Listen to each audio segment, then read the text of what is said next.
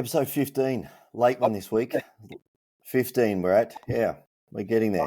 I want to see episode 26 up on the board. Bit behind schedule this week because I've moved house and had a bit of a crazy week. It's been crazy at work as well. Plus, moving house is never fun. My back's still sore from moving. It's funny. Chris, I didn't think my back's been pretty good, but what I realised, it doesn't like the fatigue got me. I helped the guys move stuff to get them out quickly because I had so much on that day. So I moved with them in the morning, and that accumulative fatigue from carrying boxes up a steep driveway. I was fine all day, but then the following day, my God, my back was just so fatigued. So anyways, we're just chatting off heads before a little bit about training and how some athletes, you can't actually disclose what the session's going to be because they don't put in. I've got two different views on that, I suppose, but you were just talking about one of your guys blowing up at you about not giving him the whole session. I'm kind of a little bit that way, to be honest. I'd rather know what I'm going to do. Yeah. Did I pace myself? Maybe there's a little bit that I would just hold back that 5%, but I think I'd also mentally I need to make that adjustment, when it gets. But then on the flip side, I get why some coaches just don't tell athletes because you just won't get. I can think of specific athletes that we used to run with years ago. If you told them, you get nothing out of them. Yeah. And the funny thing is, and you got to know which athletes to manage. There's athletes I can tell the whole session to, and I know they're going to be fine. But there's others that I just won't get, particularly when you're getting close to competition and you really need them to push. I just won't get it if they know the whole session. I know they're going to hold back. And what distance runners do you think are worse at that? Or is it purely just a personality thing? And obviously different personalities come with different events, right? Yes. I was out the other week and I was chatting with this young guy who's a boxer, and we were just talking about the egos of boxers, how, and 100-meter runners have always been likened to boxers. They've just got massive egos. They need to be seen. And they've become so flamboyant, particularly the women, how they turn up on the start line. They're wearing hair extensions and throwing them off the start line. And, we're just this whole show now. But I remember back in the day of John Drummond and Maurice Green, two complete showmen, right? Yep. So different athletes, I think, respond differently. I would have thought, most 800-meter runners and 1,500-meter runners, you just throw anything at them. They just mop it up, right? They just keep going. Yeah, it's more the sprinters that will whinge. They're a little bit allergic to hard work. The 4-8 people, you get the odd complaint, but they always seem to step up. It's just their nature. But you do, the one other thing I have to do, particularly with younger athletes, like I've got a 400-meter runner this morning. She's 16. I've come back from injury, so we've been rehabbing and getting her right. She constantly talks herself down about what she's capable of. And I said, listen, we're doing a 500, but you don't have to do that. You've only got to run a 4. And this is how I tricked her. I said, you get out in lane 6. Everyone else is going to be in lane 1. Now, there was one girl, her name's Nicola. She's an absolute weapon of a runner. Like, it doesn't matter what I put in front of her, and she just runs the house down. And I said, there's going to be Parko, Nicola and myself are going to bring the pack through. I said, all I want you to do is when Nicola hits that 400-meter mark in lane 1, you go. But you make sure in the third 100 you're in front of her because the stagger's going to fool you. It's actually the reverse. So she said, I think I can run about a 69, second 400. She ended up running 63. Yeah, wow. Because the stagger confused her. Yeah. And I wanted it to be that way. I wanted her to say, I scared her by saying, you better be in front of Nicola because if you're not in front of Nicola by that third 100, you won't make it up, and she'll beat you. And you shouldn't be beaten by a girl that's just run 500. So you better get a wriggle on. And she got there and she went, oh, it didn't feel too bad. but she's run 63. Then she had to start a session, Yeah. but she got the 63 out. Yeah. So, Yeah. but that's what and you've got to, when you know your athlete, and you know, and the other things I do to her as well sometimes, like with this particular athlete, I'll say we're up for a flat out time trial 300. We'll get the 300, and I'll say, shit, I'm sorry, I lied, it's 400. But she's redlined at 300, and then you find out, and she finds out, oh my God, I actually can keep going. Yeah. It's ugly, but you still can keep going. Sure. And what that does to your energy system is, because you get to 300, it starts to reprogram your brain as well. And it gives you a little bit more courage to go harder to 300, knowing you won't fail. You'll still get there. And as you know, in fours, you really, if you don't have the courage to get your splits between that 2 and 300, you're not making it up 100 to go. No, and that's a really good point. You see that, I mean, across any event, to be honest, you can right up to marathon running. If you don't have the courage to actually run a certain party race at a certain speed, you know, It's over. you watch it in the middle distance runs, the 15s and 5,000s, the 3,000 steeple all the time, where if you don't have the courage, to actually go hard at the start, and if you're a fast runner, just to break people. Yes. But I think that's where one of the things that we did years ago, which I think helps a lot with that, is that full-blown race modeling. Yep. So get someone just to focus on, this is what you need to run to that 200 meter, and get them to really understand. And this is difficult for sure. We were a more mature squad, so I think our guys actually got it. But even some of the athletes I ran with over the years before your time still never got this part of it.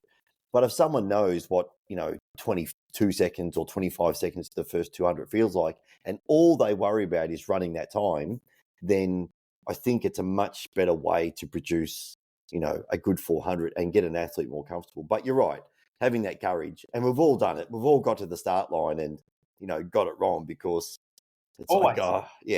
And the 500's even for a 400 meter runner, particularly like us as 400 meter sprinters, as opposed to 400 meter endurance guys. Yeah. Like a Mike, and that wouldn't bother him. But a 500, I remember getting on that 500 meter start line in those winter series, and used to dread it, right? Oh. It was the worst. The worst thing is, you get back to the 500 meter start, you've already run 400, which is your distance, and you got 100 to go. And what makes it worse, I hate running 100 and now I've got a 4. Yeah. It's just awful. Yeah. So, yeah, and the way we used to set it up, we used to run that extra 100 long. We used to actually run off a time, like a countdown time. We used to get seconds, so it was all handicapped. Which is what I did today. And guess who was the front marker with the longest handicap? You'll laugh. Paula. Yes. Guess how long we have to wait? We have to wait till she was at the 250 meter start line. How many seconds? Oh, fuck. It was only a minute. Really? Yeah. We still got her. She's in the back straight. We're at the 500. She's in the back straight. Still got her. So, given the fact we might have 3 people listening to our podcast occasionally, and if those 3 people listening don't understand what we're talking about, so 500 meter on the track, we start at the 100 meter start line. Yeah. And everybody gets given a go time. So we handicap it off a time. So basically someone goes off 0, and then we count down a particular time, and you might be off 15 seconds, 20 seconds, depending on the person at the front.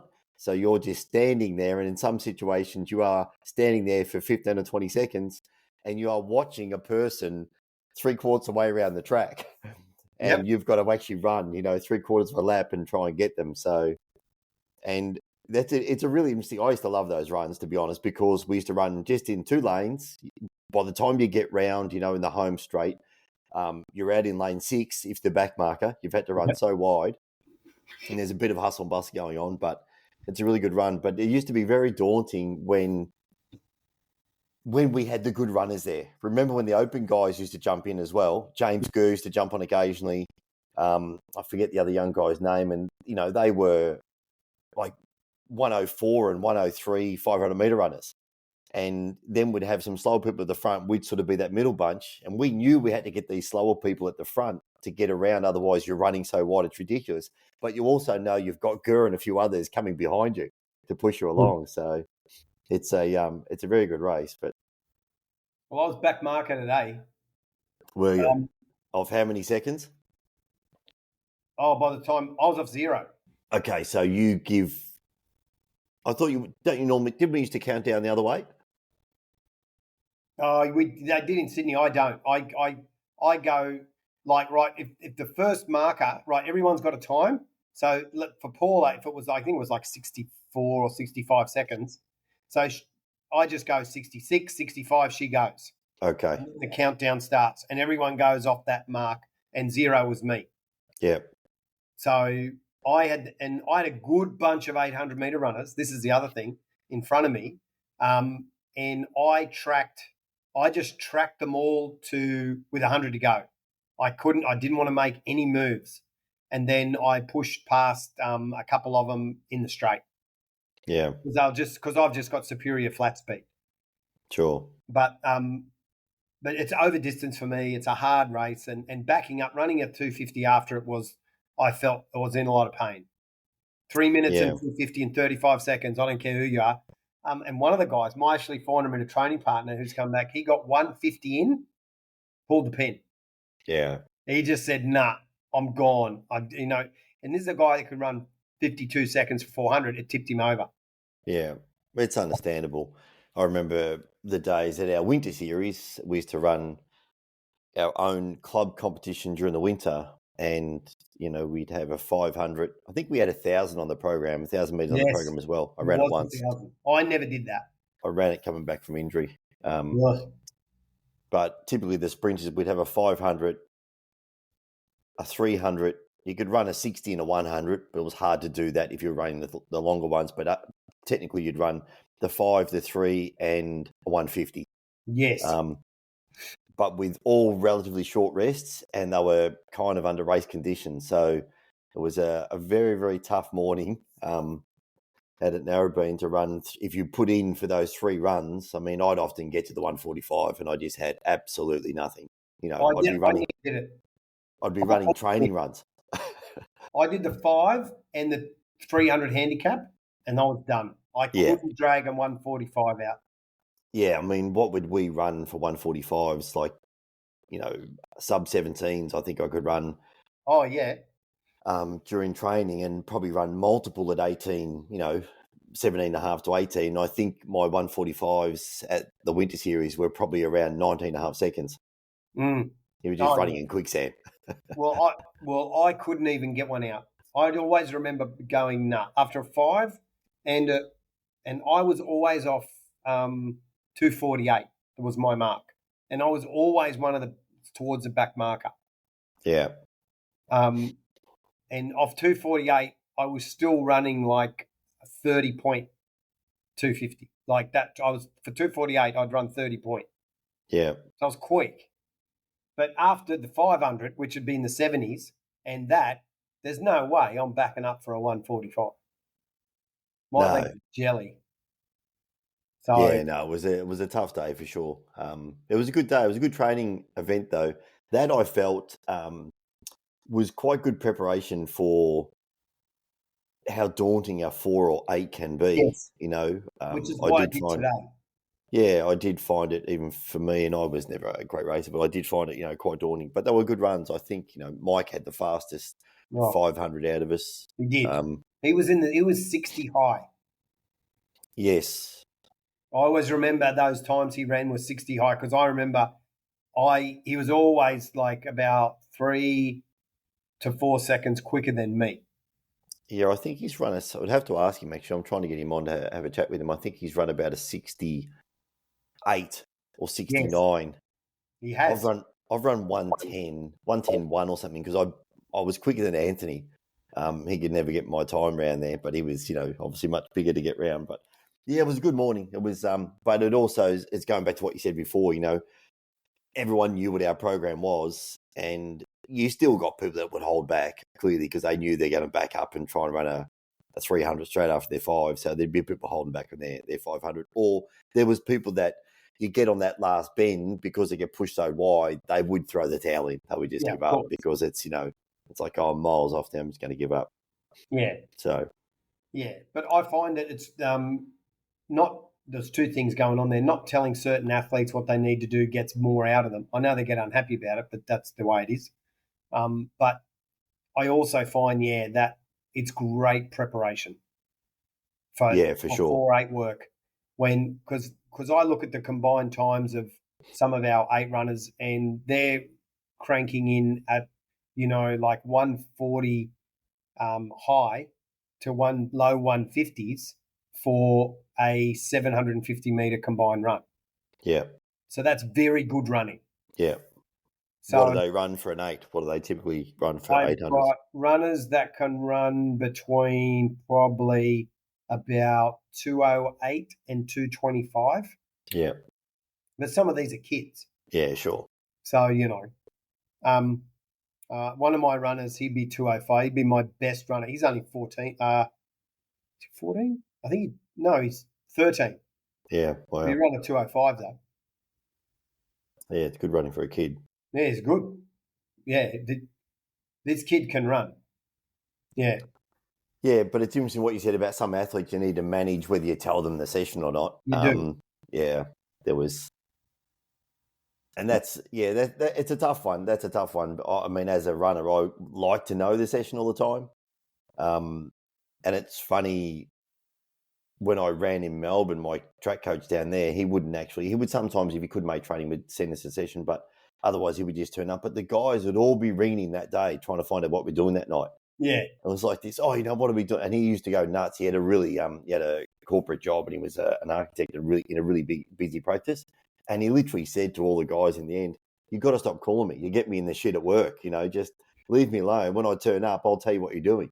But they were all prima donnas, like, "Oh, no, we need to know the session." And like, just freaking train. Don't worry about it. All my squad, though, it's so funny because the workload and the intensity's gone up because we're coming into our season.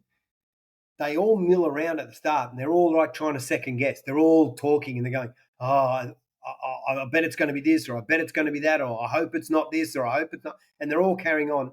And then I'll come in and I'll tell them one run. I'll just say, "Right, everyone to the 250." And they're like, "Oh, I knew it."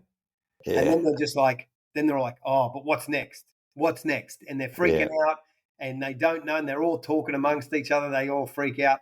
And lately, I've really surprised them when a lot of them, they've started to learn the type of language I use, so they sense when there's more, sure, or when they're done. Like they already know when everyone crosses the line and I go, "Right, you're all on break."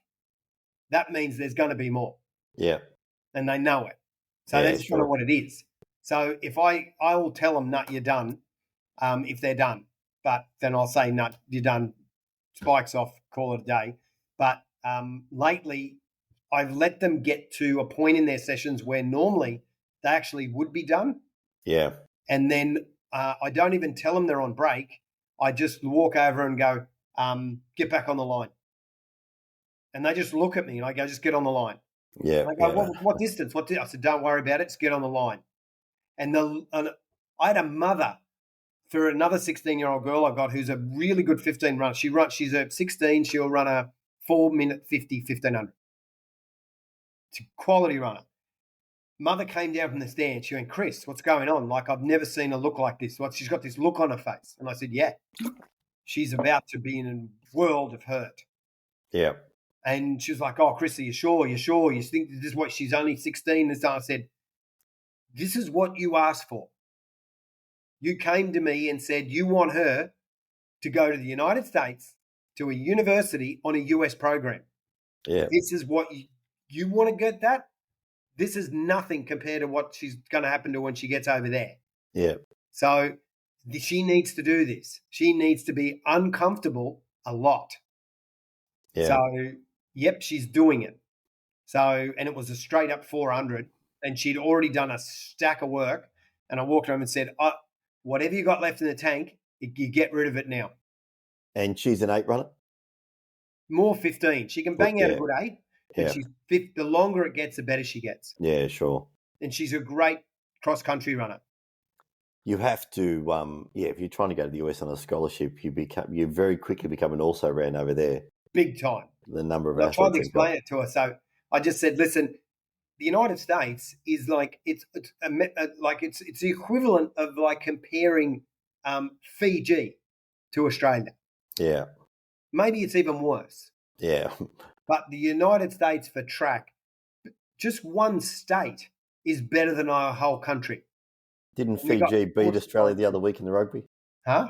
Didn't Fiji beat Australia the other Yep. week in the rugby? Disgrace. Disgraceful. First time in 89 years or something. Like our rugby's shot. It's not even worth watching.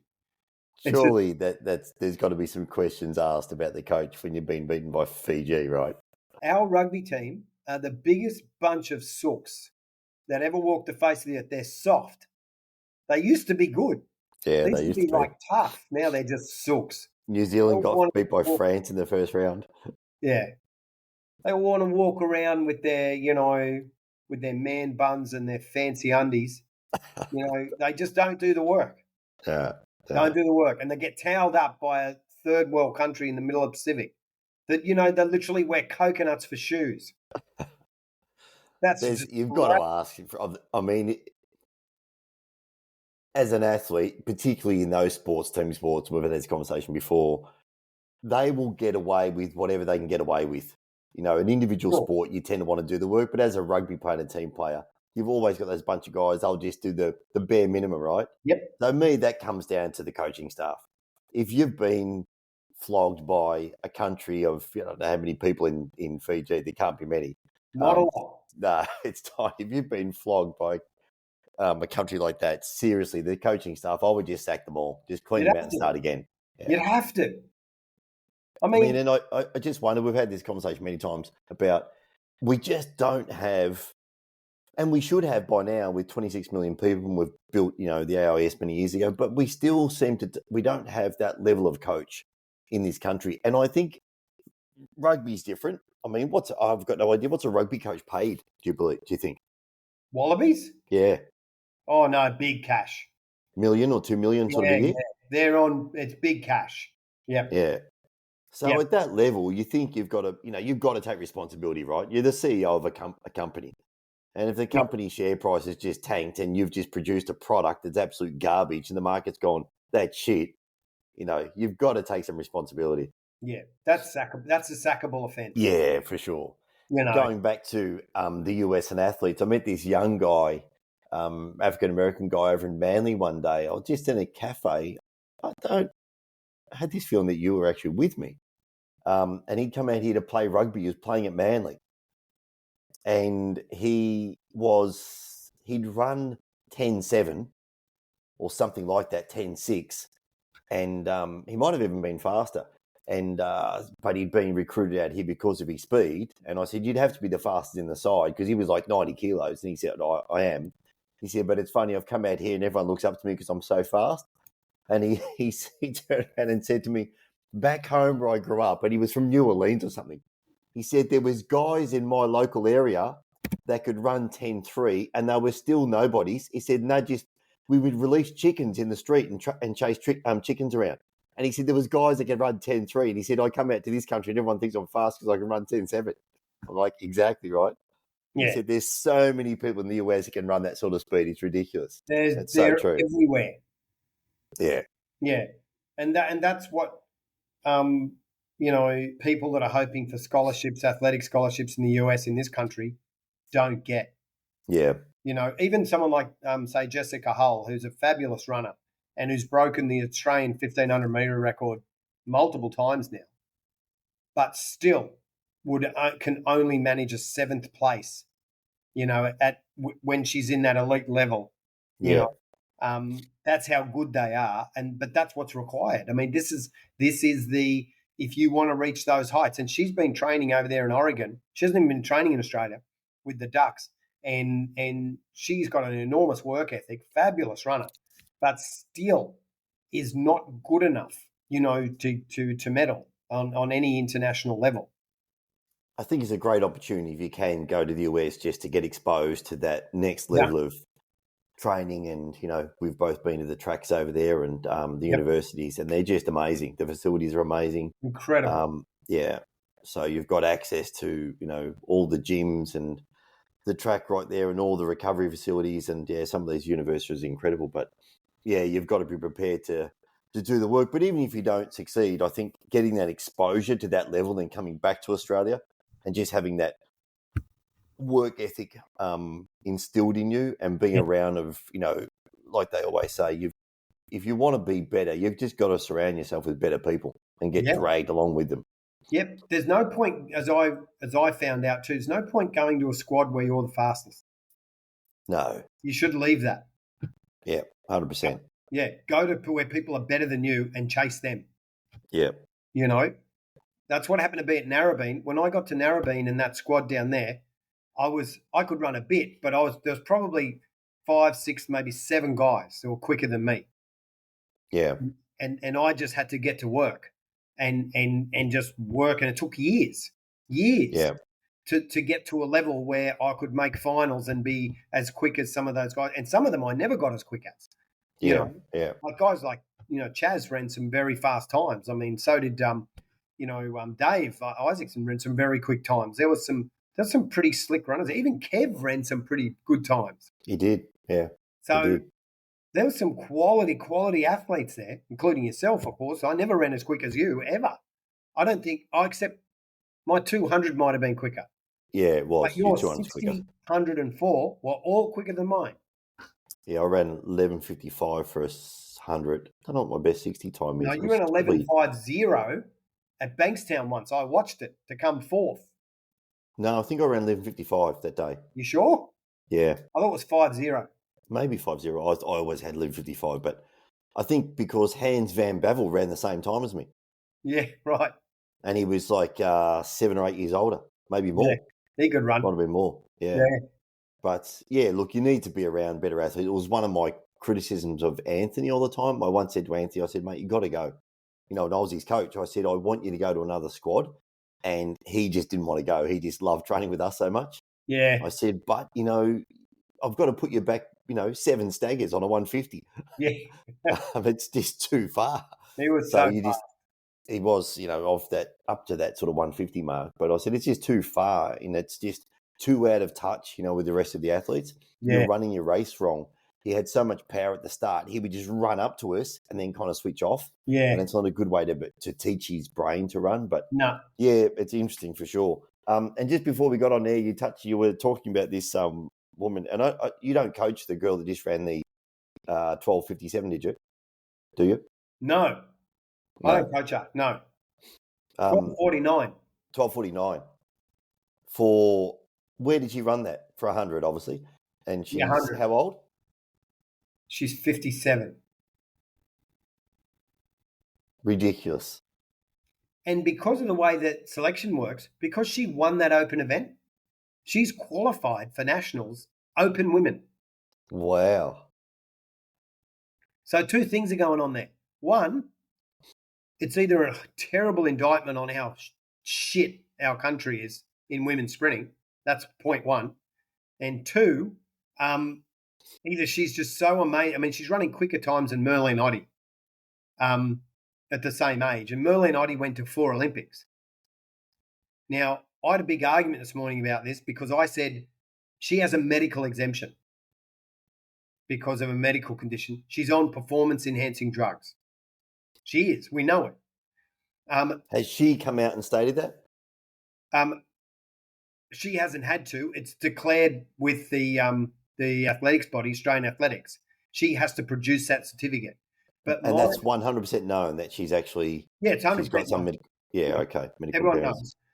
Here's the problem. I don't believe a masters athlete, if you're on performance-enhancing drugs, whether you've got a medical certificate or not, should be able to go and compete in open against women who don't have... I don't think it's fair.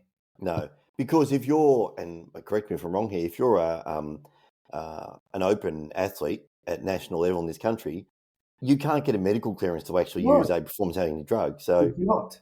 No. So I understand at our age that somebody may actually need it for their well-being, but they do. Good on you. But you can't then go and qualify at as an open athlete. That's ridiculous. Because that puts one of our open women out. Out, yeah. She Crazy. replaces one of our open athletes because she's actually got help. And that might be a young girl that, is only 16 that is just qualified and she's now lost her spot, but she needs that experience, right? Yeah, she needs to be on the track and running against those athletes. Yeah, and you know what happens to them as well? Those 16-year-old girls, they give the sport away. Yes. We lose them. Yes. So I pushed back on that this morning. I had not an argument, but I had a discussion with people, and I said, I don't believe she should be allowed to compete under the influence of performance-enhancing drugs in open company. She can go back and do whatever she likes in Masters because she's got a medical clearance. Fine. Nobody cares, it's Masters, but not when they're women trying to build their careers and their career in track, and they need those spots. So anyway, it is what it is. She's done it. She'll go to nationals. She did it in the 200 as well. She ran 24.87. Wow. Has she always been a runner? Yes. Here's the weird thing. She wasn't running anywhere near those times 5 6 years ago. She had a medical condition and then had to get on these drugs. The times went through the roof. She got faster. Everyone else in her age groups got slower. She went the other way. I wonder what the drug is. You can probably it must be registered on our database somewhere. Because normally that's public knowledge. Yeah, for whatever reason, I mean, I asked because I spoke to the secretary of the board who does know, and she said I'm not allowed to tell you. I would have thought it's registered on a database, so people actually do know. It's not. The only public knowledge is that she has a certificate and a clearance. Yeah, but you can't know the drug. Yeah, interesting. I mean, obviously, and I've kind of thought about this a lot. I mean, you and I are getting a bit older, and I've gone back to this distance running. And the one thing I'm really struggling with now, for the first time, more than ever at the moment, is recovery. It's unbelievable. Like I ran 10Ks yesterday, and today I can hardly move. Like I'm so sore everywhere. I'm stiff, and my body's just so heavy. And, even going back 5 years ago, that wouldn't have been the case. I didn't run 10Ks 5 years ago, but I'm really noticing now just the recoveries really start to struggle.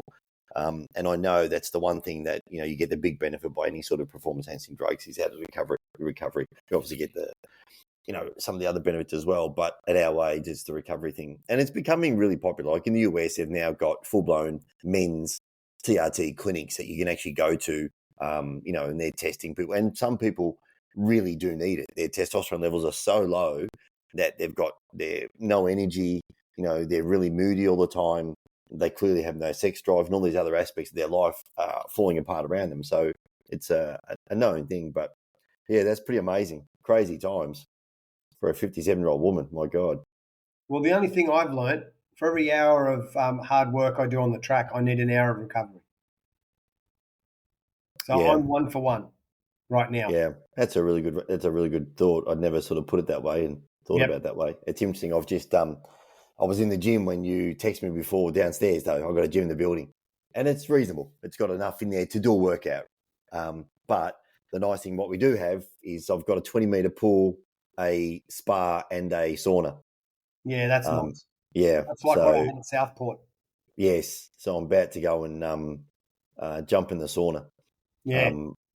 If you use that rule, 1 for 1, your body will, you'll be able to get more out of yourself. I find if I don't do my recovery, and I also do, as I said, and the other day I went up to the recovery centre here in Runaway Bay and got into the compression pants, and did 30 minutes of that. I had a massage. This is all recovery work. Had an hour of really good flushing my hamstrings out. Then I'm in the pool. I'm doing recovery there, exercises. I'm doing recovery work in the gym, and then I'm back on the track again. Yes. But that's the only way. If I didn't do it, there's no way in hell I could get these sessions out. Yeah, and I think I'm the same now. Like I'm really, I've run 10Ks the last 2 Saturdays. First time I've run 10Ks in 25 years, by the way. Wow. Only ever ran 10Ks once in my life before. So I've got it out. It's slow, but I'm really doing heart rate training at the moment. So I'm trying to keep my heart rate as low as possible. Even my last 3Ks, I walk like possibly 100 or 200 meters during that kilometer until my heart rate drops below a certain level, then I go again. And it's working. It's going to take a while to get my heart rate down, but like I am sore. Like my legs are so heavy. I'm joint sore. My back is stiff. My knee's sore. I'll get back. I'm not injured. I'm just sore, and it's definitely about the recovery. I've just got to put the effort into the recovery. Otherwise, I'm never going to get past this. No, you just have to. And the other thing I do, and I did it this morning, even before I did this 500, I went up to the performance center, jumped into the spa with the jets, really hard jets, and I actually do half my warm up in the spa. So I'm doing all my leg exercises, I'm doing crossovers, I'm cycling, I'm doing all this, and I'm back and forward, and I'm doing all my back work. Then I get out and I do 20 minutes of stretching because my body's really hot. Yeah. 20 minutes of stretching, jump in the car, go straight to track, and then I do about a 20-minute warm up because it's Queensland, and then I run. Yeah, interesting. Yeah, it's one thing I've really got to prioritize my recovery at the moment because I've just noticed it's really fallen apart. It's really slow. I've got the conditioning, like I got through that High Rocks event, and I can still pull a bunch of chin ups and I can still do all the work, but it's taken me so long to recover. Yep. So I've just got to get into it. Good. All right. Well, we might leave it there for the day. All right. Very good. Good to catch up. Good topics, but we'll catch up during the week, and I'll send a few ideas and we'll chat again. Done. All right, mate. Have a great day. You too. Cheers.